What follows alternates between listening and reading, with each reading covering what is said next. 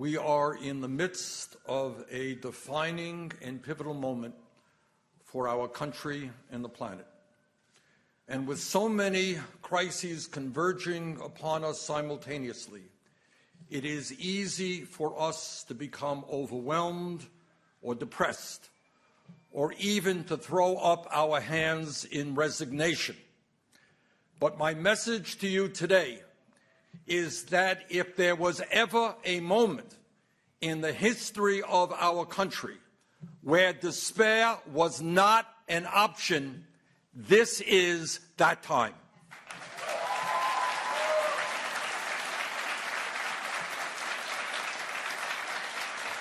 If there was ever a moment where we had to effectively analyze the competing political and social forces which define this historical period, this is that time.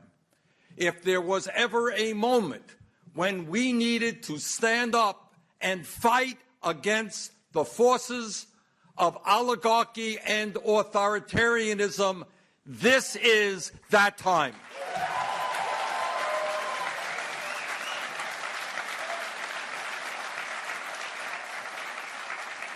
And if there was ever a moment when we needed a new vision to bring our people together in the fight for justice, decency, and human dignity, this is that time.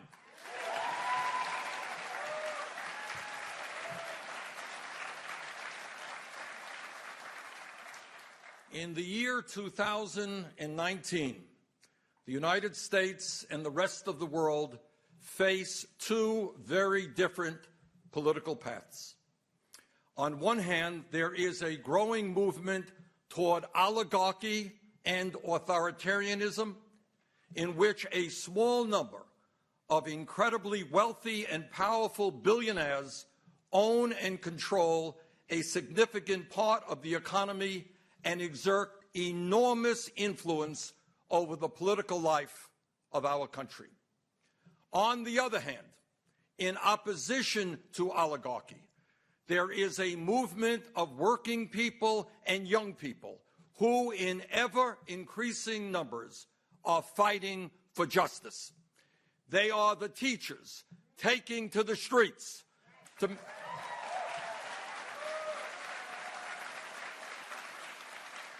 make certain that schools are adequately funded and that their students get a quality education. They are workers. They are workers at Disney, Amazon, Walmart, and the fast food industry. Standing up and fighting for a living wage of at least $15 an hour and the right to have a union.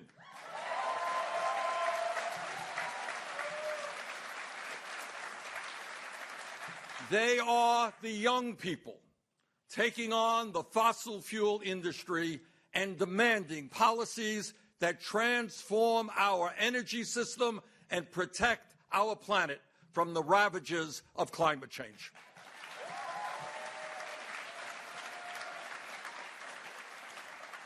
They are women who refuse to give control of their bodies to local, state, or federal politicians.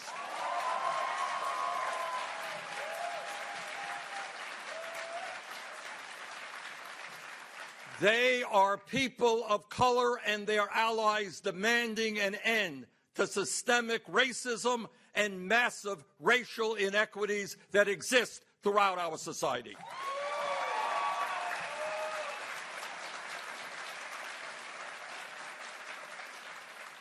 They are immigrants and their allies fighting to end the demonization of undocumented people and for comprehensive immigration reform.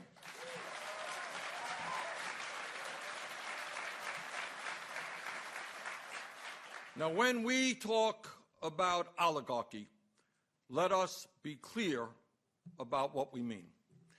Right now, in the United States of America, 3 families control more wealth than the bottom half of our country, some 160 million Americans. The top 1% own more wealth than the bottom 92%. And 49% of all new income generated today goes to the top 1%. In fact, income and wealth inequality today is greater in the United States than in any time since the 1920s. And when we talk about oligarchy, it is not just that the very rich are getting much richer. It is that tens of millions of working class people in the wealthiest country on earth are suffering under incredible economic hardship, desperately trying to survive. Today, nearly 40 million Americans live in poverty, and tonight, some 500,000 Americans, including many veterans, will be sleeping out on the streets. About half of our country lives paycheck to paycheck, as tens of millions of our people are an accident, a divorce, a sickness, or a layoff away from economic devastation. While many public schools throughout the country lack the resources to adequately educate our young people, we are the most heavily incarcerated nation on earth. After decades of policies that have encouraged and subsidized unbridled corporate greed, we now have an economy that is fundamentally broken and grotesquely unfair. Even while macroeconomic numbers like GDP, the stock market, and the unemployment rate are strong, millions of middle-class and working-class people struggle to keep their heads above water, while at the same time the billionaire class consumes the lion's share of the wealth that we are collectively creating as a nation. In the midst of a so-called booming economy, real wages for the average worker have barely risen at all, and despite an explosion in technology and worker productivity, the average wage of the American worker in real dollars is no higher than it was 46 years ago, and millions of people in our country today are forced to work 2 or 3 jobs just to survive. And here is something quite incredible that tells you all that you need to know about the results of unfettered capitalism. All of us want to live long, happy, and productive lives. But in America today, the very rich live, on average, 15 years longer than the poorest Americans. In 2014, for example, in McDowell County, West Virginia, one of the poorest counties in the nation, life expectancy for men was 64 years. In Fairfax County, Virginia, a wealthy county, just 350 miles away, life expectancy for men was nearly 82 years, an 18-year differential. The life expectancy gap for women in the 2 counties was 12 years.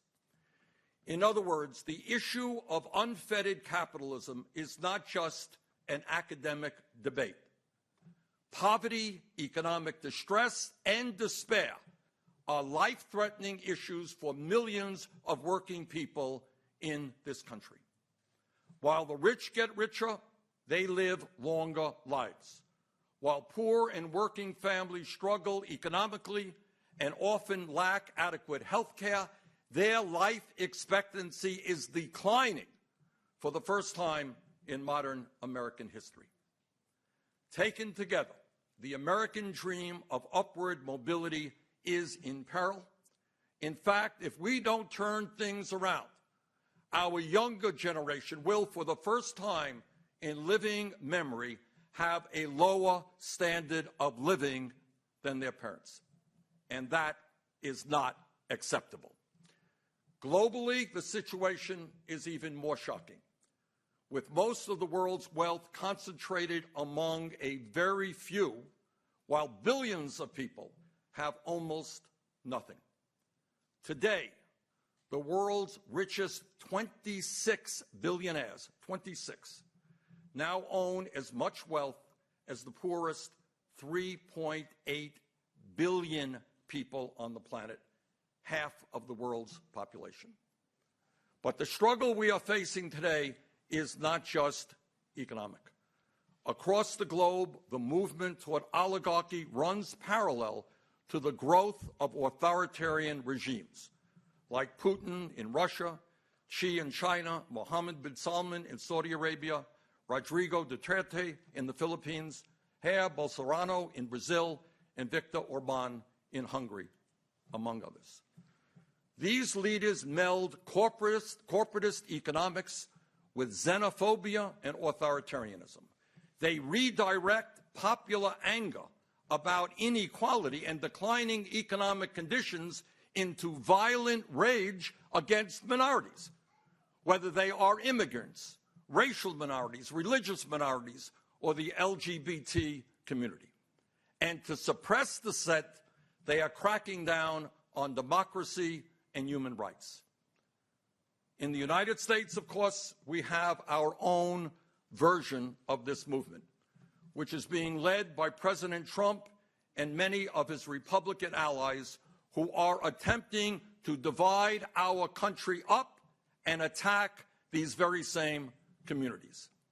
How sad it is that President Trump sees these authoritarian leaders as friends and allies. The authoritarian playbook, by the way, is not new.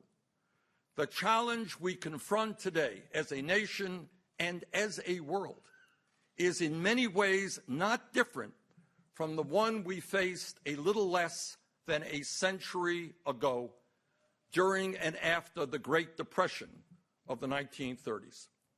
Then as now, deeply rooted and seemingly intractable economic and social disparities led to the rise of right-wing nationalist forces all over the world. In Europe, the anger and despair was ultimately harnessed by authoritarian demagogues who fused corporatism, nationalism, racism, and xenophobia into a political movement that amassed totalitarian power, destroyed democracy, and ultimately murdered millions of people, including members of my own family. But we must remember that those were not the only places where dark forces tried to rise up and capture power. Today, we are all rightly repulsed by the sight of neo-Nazis and Klansmen openly marching in Charlottesville, Virginia, and we are horrified by houses of worship being shot up by right-wing terrorists.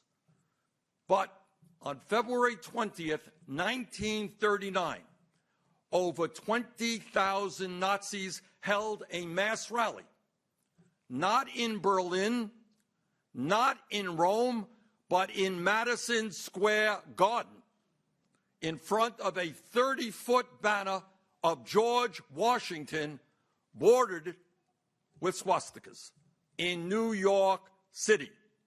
New York City. But back then, those American extremists could not replicate the success of their authoritarian brethren across the ocean, because we in the United States, thank God, made a different choice than Europe did in responding to the era's social and economic crises. We rejected the ideology of Mussolini and Hitler, and we instead embraced the bold and visionary leadership of Franklin Delano Roosevelt, then the leader of the progressive wing of the Democratic Party.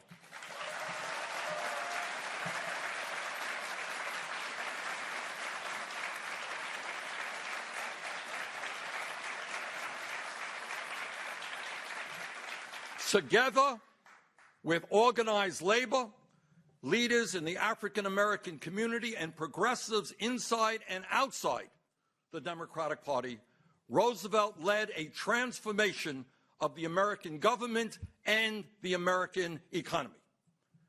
Like today, the quest for transformative change was opposed by big business, by Wall Street, by the political establishment, by the Republican Party, and by the conservative wing of FDR's own Democratic Party.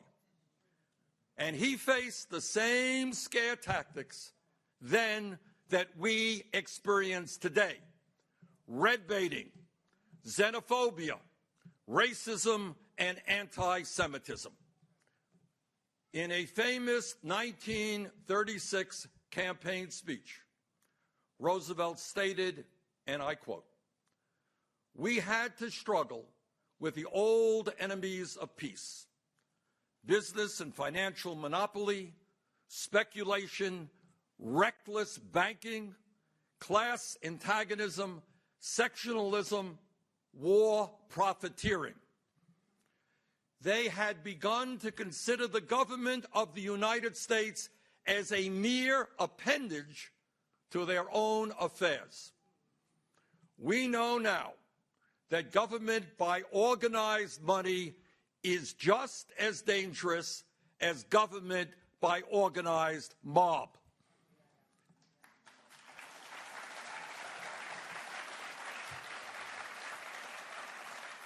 And Roosevelt concluded, and I quote, "Never before in all our history have these forces been so united against one candidate as they stand today.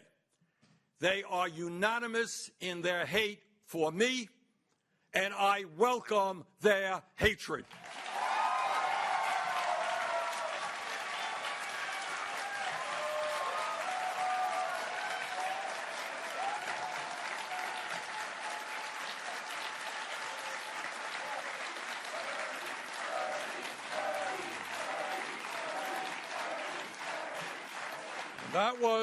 That was FDR in 1936.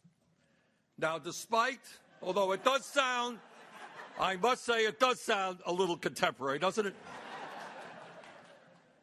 Despite that opposition, by rallying the American people, FDR and his progressive coalition created the New Deal, won 4 terms, and created an economy that worked for all and not just the few. Today, New Deal initiatives like Social Security, unemployment compensation, the right to form a union, the minimum wage, protection for farmers, regulation of Wall Street, and massive infrastructure improvements are considered pillars of American society. But while he stood up for the working families of our country, we can never forget that President Roosevelt was reviled by the oligarchs of his time, who berated these extremely popular programs as socialism. Similarly, in the 1960s, when President Lyndon Johnson brought about Medicare, Medicaid, and other extremely popular and important programs, he was also viciously attacked by the ruling class of this country. And here is the point. It is no exaggeration to state that not only did FDR's agenda improve the lives of millions of Americans, but the New Deal was enormously popular politically and helped defeat far-right extremism.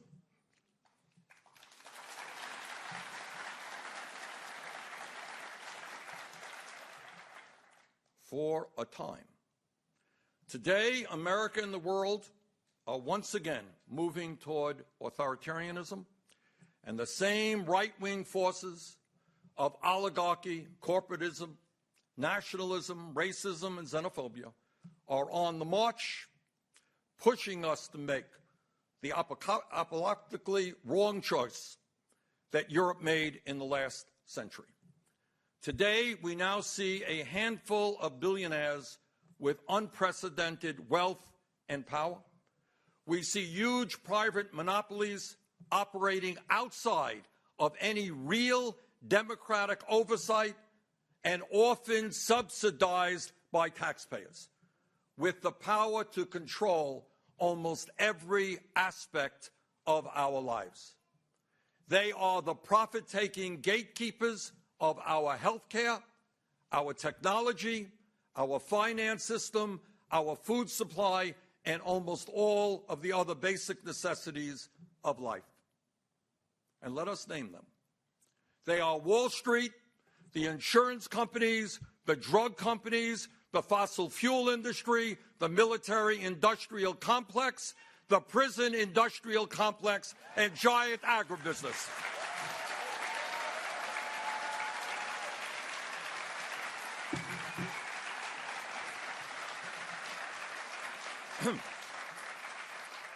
They are the entities with unlimited wealth who surround our nation's capital with thousands of well-paid lobbyists who, to a very significant degree, write the laws that we live under.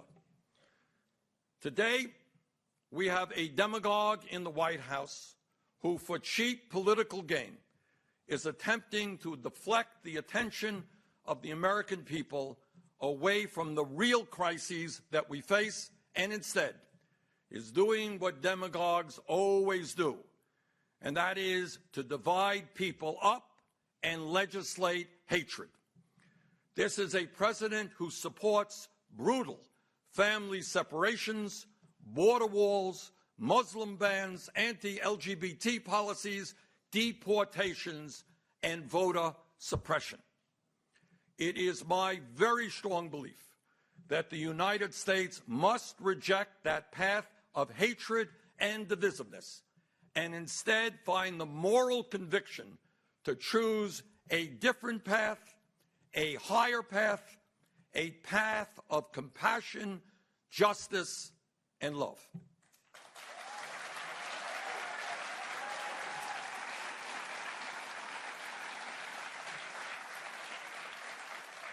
And that is the path that I call democratic socialism.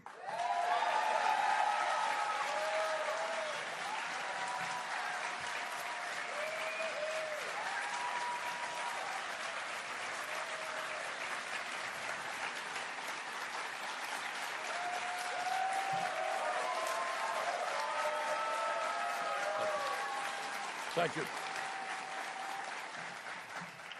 Over 80 years ago, Franklin Delano Roosevelt helped create a government that made transformative progress in protecting the needs of working families. Today, in the second decade of the 21st century, we must take up the unfinished business of the New Deal and carry it to completion.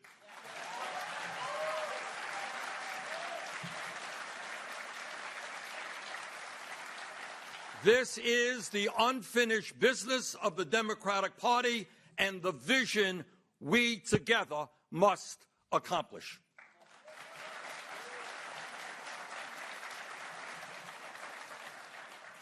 In order to accomplish that goal, it means committing ourselves to protecting political rights, to protecting civil rights, and to protect economic rights for all of the people in our country.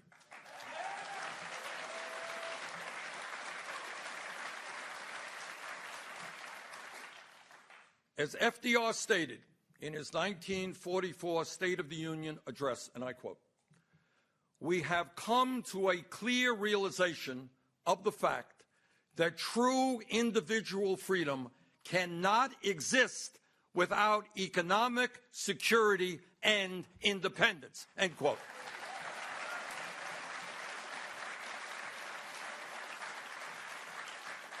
Today, our Bill of Rights guarantees the American people a number of important constitutionally protected political rights. And while we understand that these rights have not always been respected, and we have so much work to do in order to protect those rights. We are proud that our Constitution guarantees freedom of religion, freedom of expression, freedom of assembly, a free press, and other rights, because we understand that we can never have true American freedom unless we are free from authoritarian tyranny.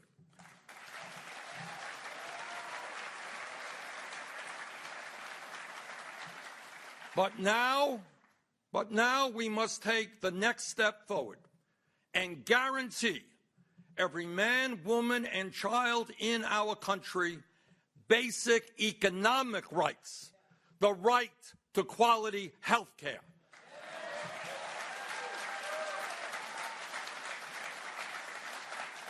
the right to as much education as one needs to succeed in our society, the right to a good job that pays a living wage, the right to affordable housing, the right to a secure retirement, and the right to live in a clean environment.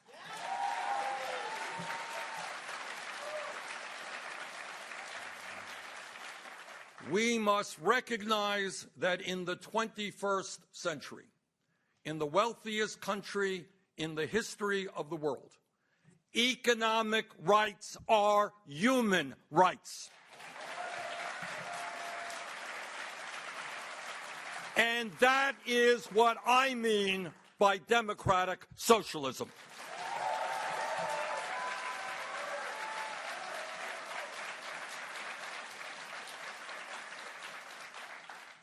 As one of the great leaders in American history, Dr. Martin Luther King Jr. said, and I quote, "Call it democracy or call it democratic socialism, but there must be a better distribution of wealth within this country for all of God's children," end quote.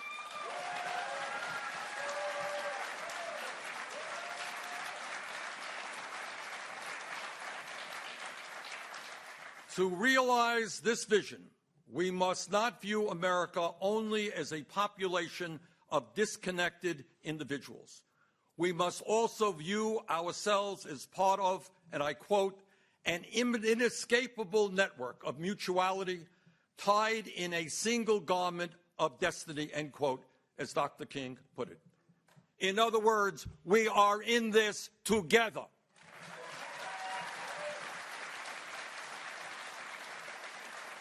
We must see ourselves as part of one nation, one community, and one society, regardless of race, gender, religion, sexual orientation, or country of origin. This quintessentially American idea is literally emblazoned on our coins. E pluribus unum, from the many, one. And I should tell you, it is enshrined in the motto of our campaign for the presidency, not me, us.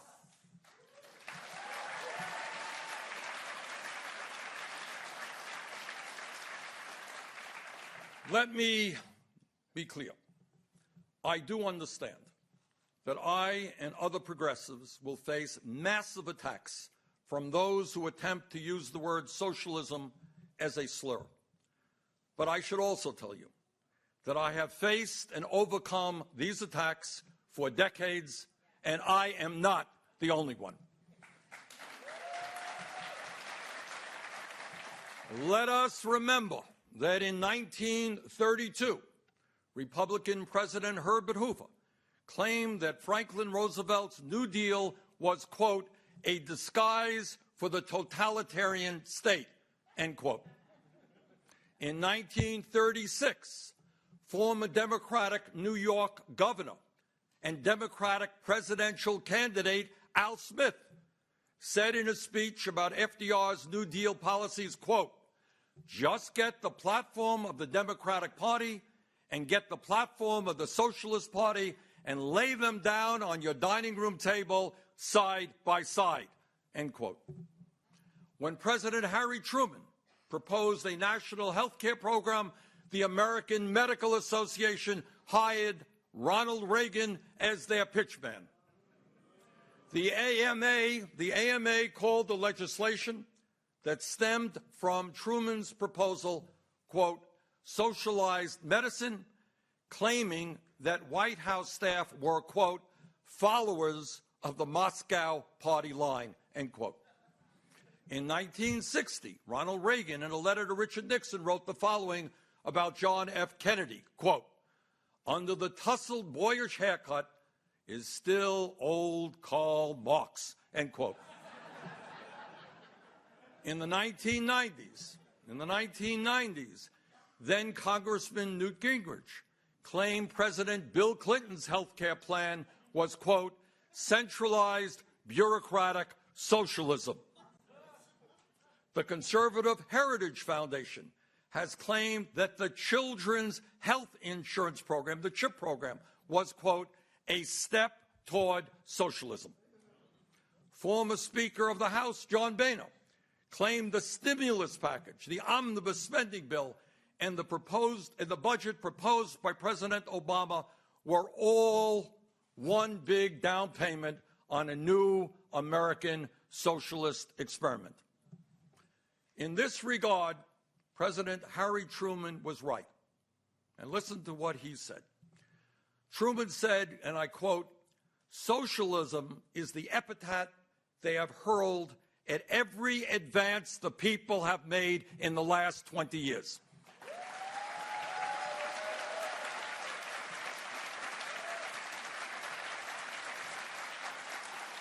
And this is Truman. This is a quote from Harry Truman. "Socialism is what they called Social Security. Socialism is what they called farm price supports. Socialism is what they called bank deposit insurance. Socialism is what they called the growth of free and independent labor organizations. Socialism is their name for almost anything that helps all of the people," end quote, Harry Truman.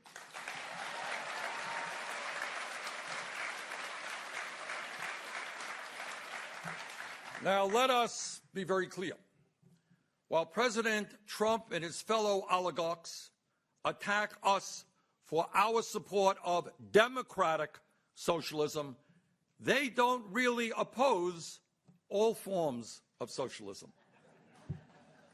They may hate democratic socialism because it benefits working people, but they absolutely love corporate socialism that enriches Trump and other billionaires.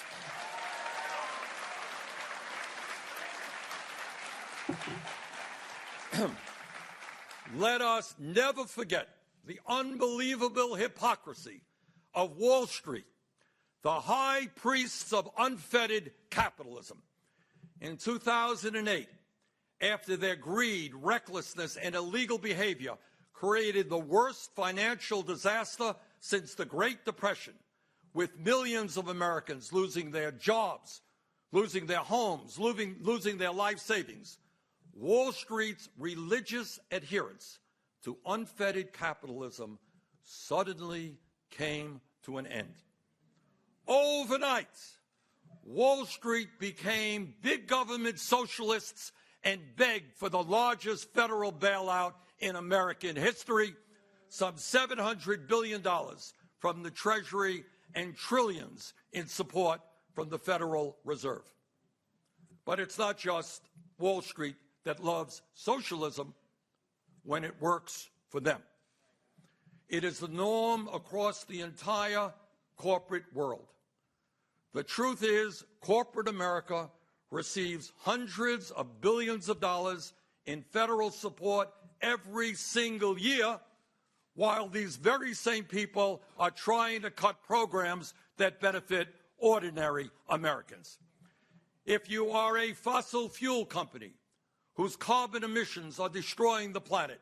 You get billions in government subsidies, including special tax breaks, royalty relief, funding for research and development, and numerous tax loopholes.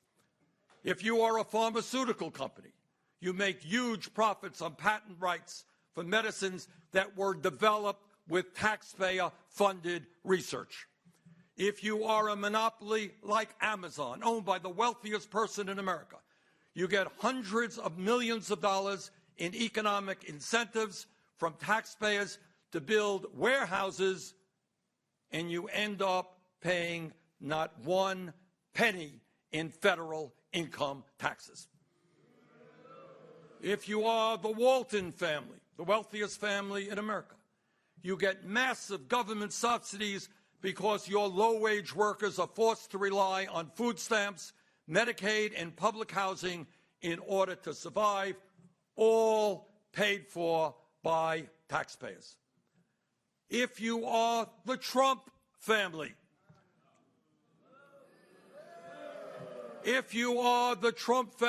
you got $885 million worth of tax breaks and subsidies for your family's housing empire that was built on racial discrimination. When Trump screams socialism, all of his hypocrisy will not be lost on the American people. Americans will know that he is attacking all that we take for granted, from Social Security to Medicare to veterans' health care to roads and bridges to public schools to national parks to clean water and clean air. When Trump attacks socialism, I am reminded again of what Dr. Martin Luther King Jr. said, and I quote, "This country has socialism for the rich, rugged individualism for the poor," end quote.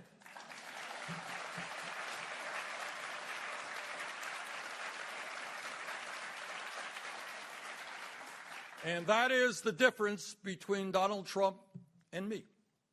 He believes in corporate socialism for the rich and powerful.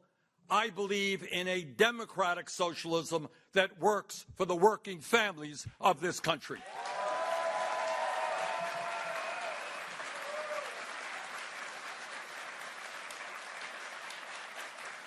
What I believe is that the American people deserve freedom, true freedom. Freedom is an often used word, but it is time that we took a hard look at what that word actually means. Ask yourself, what does it really mean to be free? Are you truly free if you are unable to go to a doctor when you are sick, or face financial bankruptcy when you leave the hospital? Are you truly free if you cannot afford the prescription drugs you need in order to stay alive? Are you truly free when you spend half of your limited income on housing and are forced to borrow money from a payday lender at 200% interest rates? Are you truly free if you are 70 years old and forced to work because you lack a pension or enough money to retire? Are you truly free if you are unable to go to a college or a trade school because your family lacks the income? Are you truly free if you are forced to work 60 or 80 hours a week because you cannot find a job that pays you a living wage? Are you truly free if you are a mother with a newborn baby, but you are forced to go back to work immediately after the birth of that child because you lack paid family leave? Are you truly free if you are a small business owner or a family farmer who is driven out of business by the monopolistic practices of big business? Are you truly free if you are a veteran who has put his or her life on the line to defend this country and tonight will be sleeping out on the streets? To me, the answer to those questions in the wealthiest nation on earth is no. Under those conditions, you are not truly free. While the Bill of Rights protects us from the tyranny of an oppressive government, many in the establishment would like the American people to submit to the tyranny of oligarchs, multinational corporations, Wall Street banks, and billionaires. It is time, and in fact, time long overdue, for the American people to stand up and fight for their right to freedom, human dignity, and security.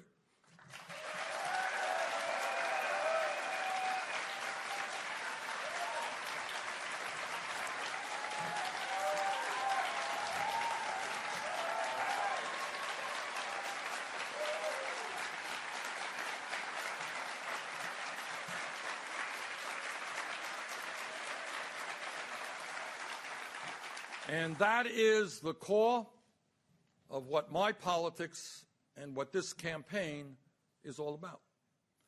In 1944, FDR proposed an economic Bill of Rights, but he died a year later and was never able to fulfill that vision.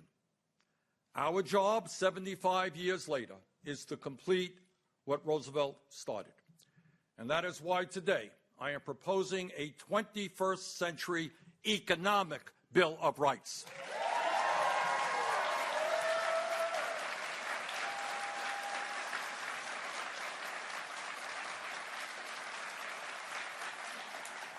A Bill of Rights that establishes once and for all that every American, regardless of his or her income, is entitled to the right to a decent job that pays a living wage,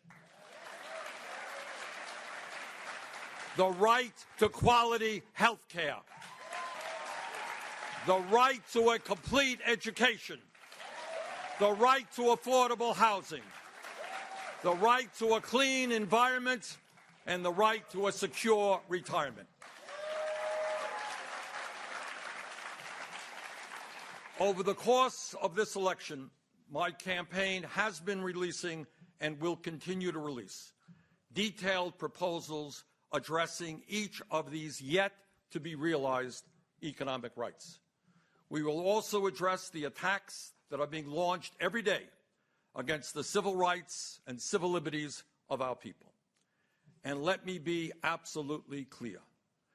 Democratic socialism means, to me, requiring and achieving political and economic freedom in every community in this country.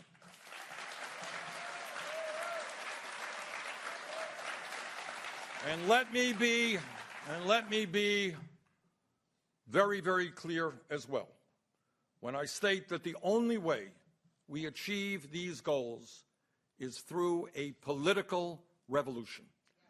A revolution in which millions of people get involved in the political process and reclaim our democracy by having the courage to take on the powerful corporate interests whose greed is destroying the social and economic fabric of our country.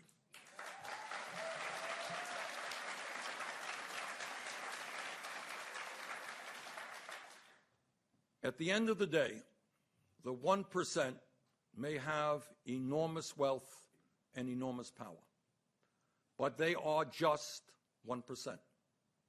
When the 99% stand together, we can transform society.